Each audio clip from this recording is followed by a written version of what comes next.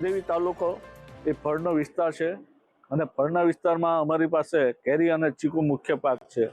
અને ખાસ કરીને ચીકુની જ્યારે વાત કરવાની આવે એની લાઈફ ખૂબ ટૂંકી હોય અને એ સમયે જો એને વેલ્યુ એડિશન કરવામાં આવે તો યોગ્ય સમયે યોગ્ય રીતે એનું માર્કેટ જાળવી શકાય એ માટે વેલ્યુ એડિશન જરૂરી છે.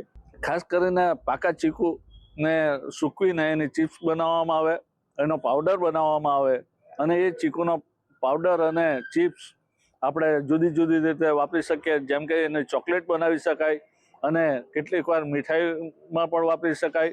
ઉપવાસના સમયે મિલ્કશેક પણ બનાવીને વાપરી શકાય. ને હાલમાં જે પરદેશની હરીફાઈમાં આપણે ઉતર્યા છે ત્યારે વેલ્યુ એડિશન ખૂબ મહત્વનો ભાગ છે એવું માનવાનું છે.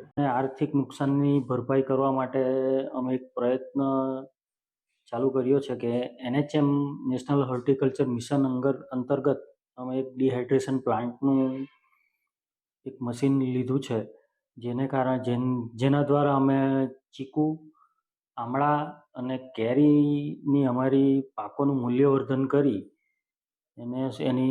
એ પાકોની અમે સુકવણી કરી બજારમાં અમે એને સપ્લાય કરીએ છીએ અને જેમાંથી મૂળભૂત ખર્ચો અમારો બાદ કરીને એમાંથી જે પણ નફો રહે તે ખેડૂતોને આપીને નુકસાનની ભરપાઈ કરવાના પ્રયત્નો અમે ચાલુ કર્યા છે.